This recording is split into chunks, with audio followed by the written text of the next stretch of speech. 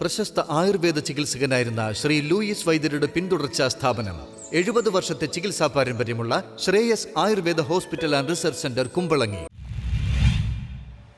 വിദേശത്ത് ജോലി വാഗ്ദാനം ചെയ്ത് ലക്ഷങ്ങൾ തട്ടിയെടുത്ത കേസിൽ പ്രതി പിടിയിൽ.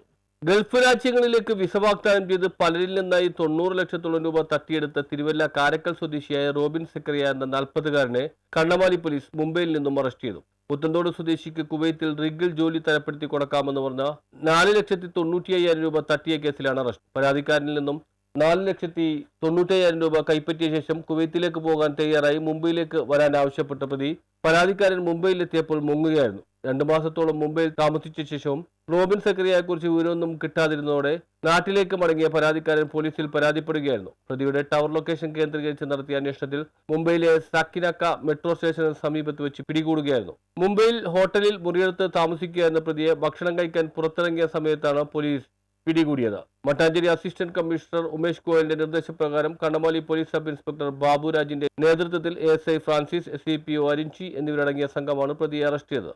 റോബിൻ സെക്കറിയയെ അറസ്റ്റ് ചെയ്തറിഞ്ഞ് ഇയാളുടെ തട്ടിപ്പിനിരയായ നിരവധി പേർ പരാതിയുമായി വരുന്നുണ്ടെന്ന് പോലീസ് പറഞ്ഞു. News bureau, Kannamaly.